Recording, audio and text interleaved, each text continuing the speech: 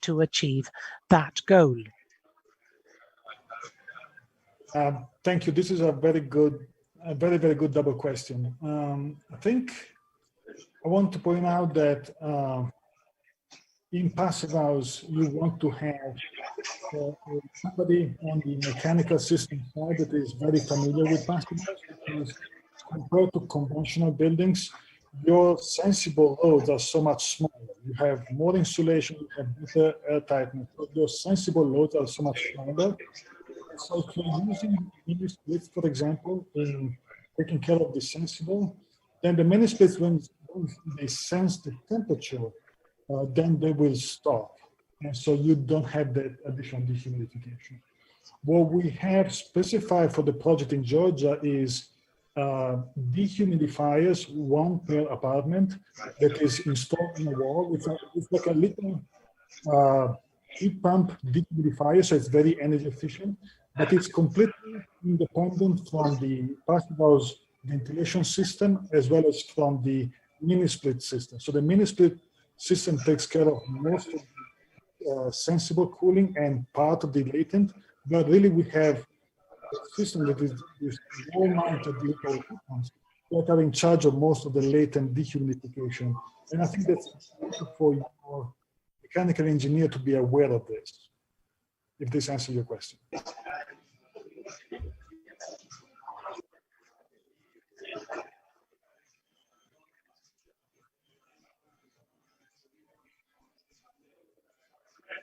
Sí, creo que sí. Lo único era preguntarte. Yes, I think so. I was wondering whether in some cases you use portable dehumidifiers. Have you used them in any project whatsoever? You know, it's not a problem outside equipment there. We have used portable dehumidifiers, and what we see is that they are effective, but we tend to prefer having a design solution that does not need to rely on portable items. Portable items are very occupant driven as far as operation, how they are used, how they're maintained. And so having something that is integrated with the building, in my mind, from a design point of view, it is better.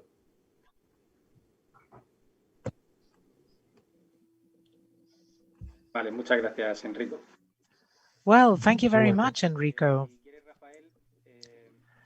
Rafael, if you agree, there are quite a few questions that have been asked to you, so I'm going to move on to the first one, which would be, how have you measured the energy demands? No, the consumption demands. Have you divided them into circuits, because you're talking about an air thermal system, and how have you managed to balance the system?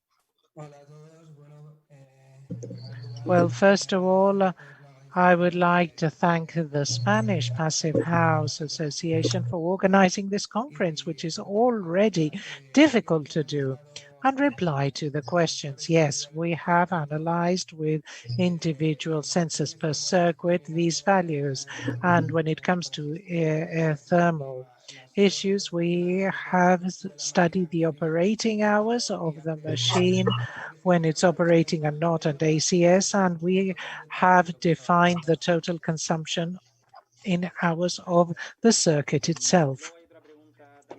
Then there is another question in the chat. When you're comparing the PHPP demand, then what you have decided to call consumption levels. And I think that you used a passage value, that is a value of efficiency, haven't you, to the different types of equipments that you're using, which in this case is the heat pump. And you've done so to compare consumption and demand, haven't you? Yes, we have, sorry.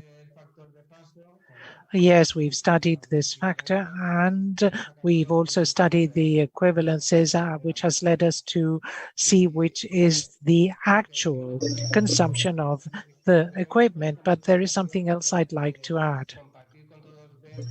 What we wanted to say is that this passive house system works in the Mediterranean climate, that we have values that give us room for maneuver to implement them. And we hope that what we have done will be an example for people or designers that may have any questions, and also for customers who may have their questions. Well, yes, thank you. I'd like to congratulate you for this, and particularly for the monitoring that you've carried out, and how you think it can be implemented in these areas. And talking about warm weathers, I have a question. How about when you're not at home during the holidays, the house is empty during the holidays, and that the cooling demands have been higher than what was expected from the PHPP study. And then I was wondering what role was played by the windows during the night. Yes, with the PHPP, we took into account the night values, and we also took into account the theoretical value demands, and we also carried out sensitivity studies, bearing in mind the weather conditions, which were very warm. And we also carried out sensitivity adjustments because we took into account the forecast for higher temperatures in the event that there would be higher temperatures. And we carried out calculations so that they allow us to forecast what the potential values. And of course, we've taken them into account in our calculations. So we've also taken into account the PHPP demands, as well as temperature adjustment values, as well as the consumption levels that have not been produced. They have also been included in the calculations. Yes, thank you. I also think it's very interesting what you said about the users that are becoming increasingly aware and sensitive towards what is happening. So what feedback have you received from them when it comes about this, where they understand that they are doing things better?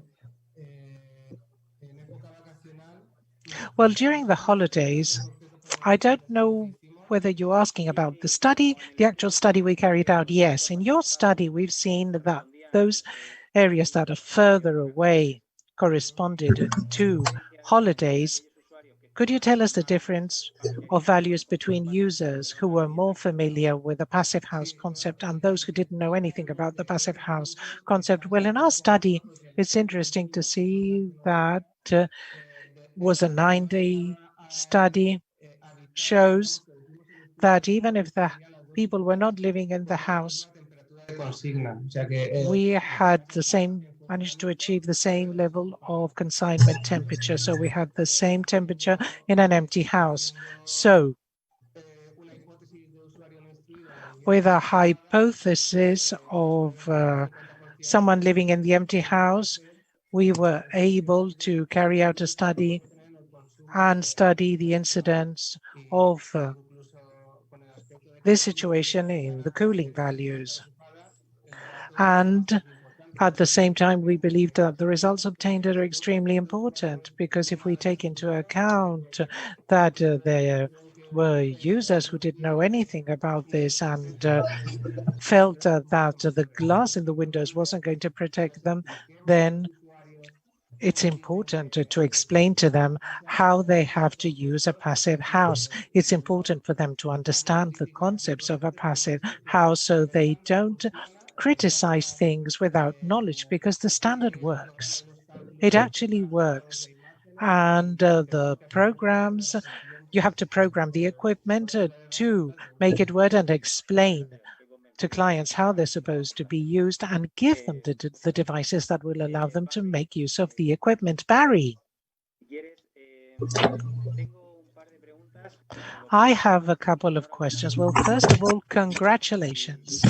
Congratulations. We are really envious because you work in a wonderful place, apparently. We're very jealous of you. And one of the questions I have is about whether you have obtained data of why wooden buildings get better results. Sorry, can you repeat the question? Rate and concentration. Yes, rate and concentration. I seem to have understood that there were differences in the values between wooden buildings and those built with traditional materials. Could you explain why?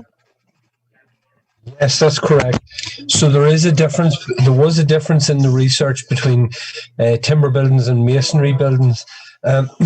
It's very hard to pinpoint exactly why. One of the reasons is potentially the construction sequence and how air tightness is achieved in these buildings. And there is also potentially when we get down to very low levels of radon, there can be background radiation that will come off some of the building materials.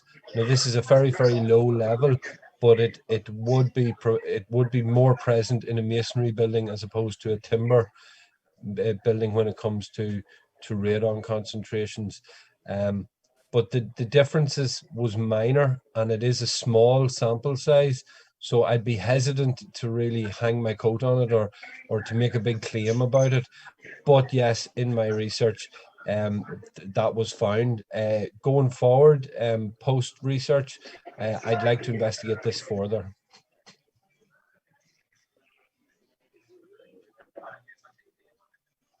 Muchas gracias, Barry. Thank you very much, Barry.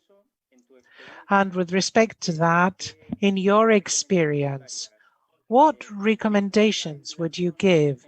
Should we improve ventilation in basements or to do some type of construction type of work to avoid radon in building? Yes, so ultimately it's very clear that the passive house standard does mitigate against radon. So very much I'd be a big advocate of the passive house standard, or if not going for certification, at least the implementation of these 5 principles, which I think most will already understand as inherent principles to the passive house standard. In addition to that, there is also things that can be done with the implementation of the MVHR system within a passive house and within that methodology. So that is that if we were to upgrade the filters to an F9 filtration, you don't get that much of a pressure loss with that, and these filters are not prohibitively expensive. So in a radon high risk area, which is in some parts of Spain and wherever internationally, you could upgrade the filters to F9, and that will help reduce the particle size. And whenever you reduce the particle size and there's less of that, that means if there's any radon present, it won't attach to these very small particles, and therefore is less of a health risk. So that's a recommendation from the study.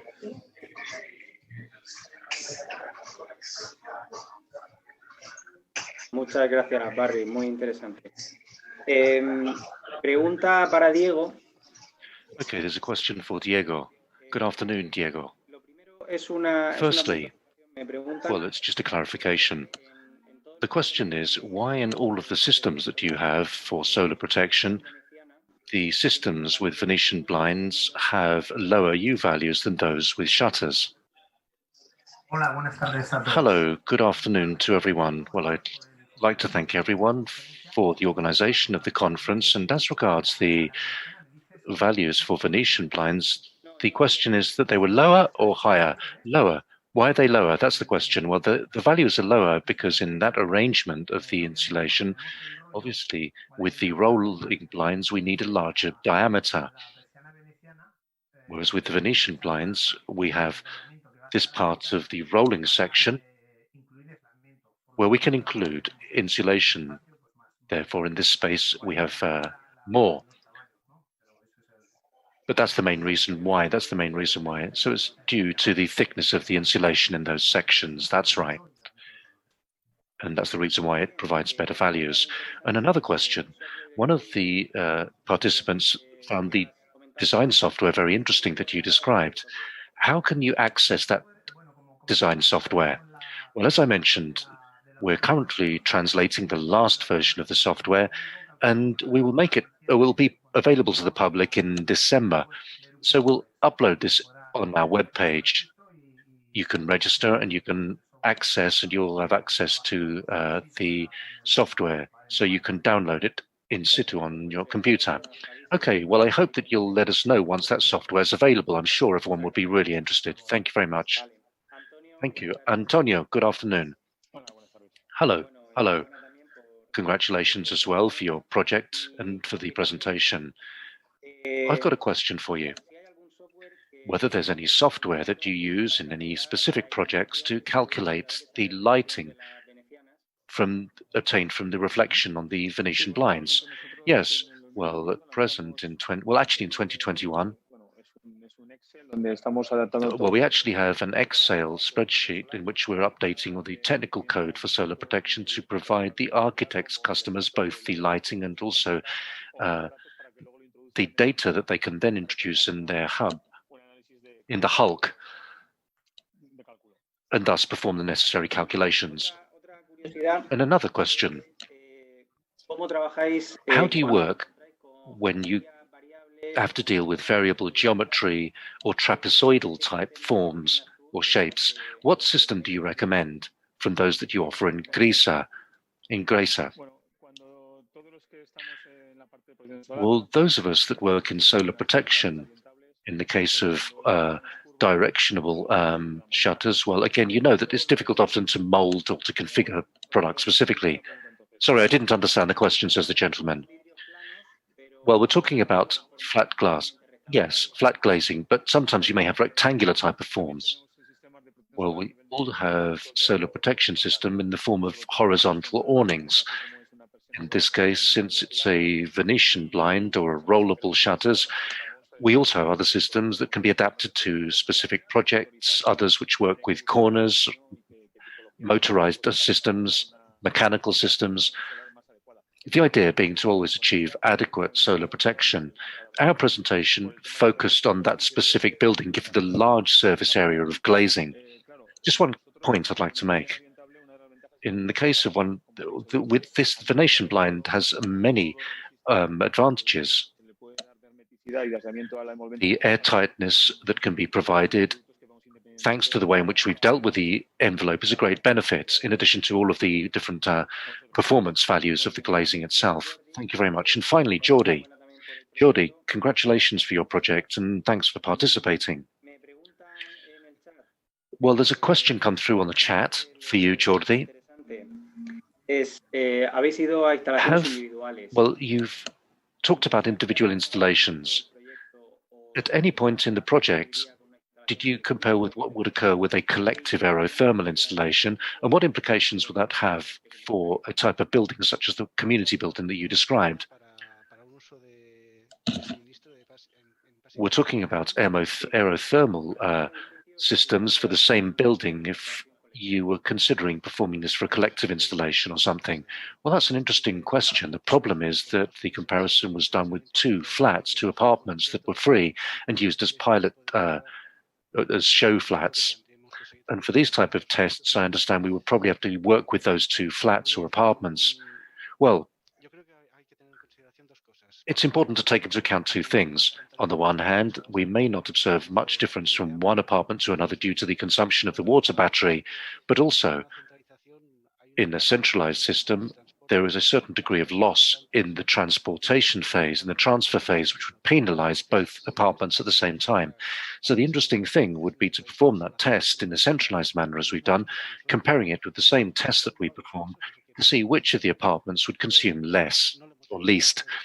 We haven't done that, but this is just conjecture.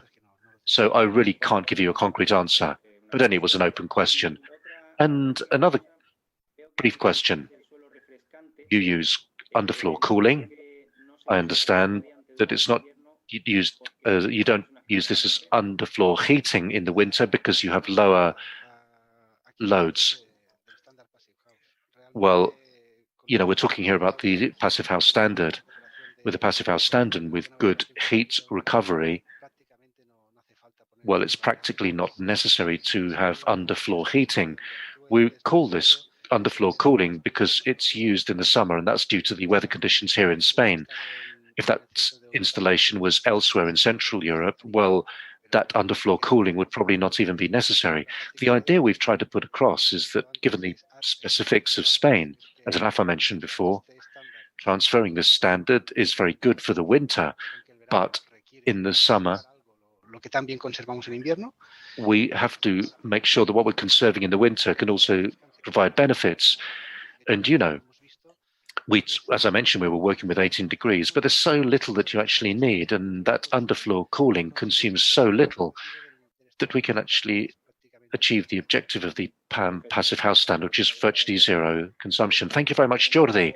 Once again, I would like to thank all of the speakers. We're a little over time, so we're now going to have a 5-minute break, and at 6 o'clock, we reconnect with the next block of conferences. Thank you. Thank you.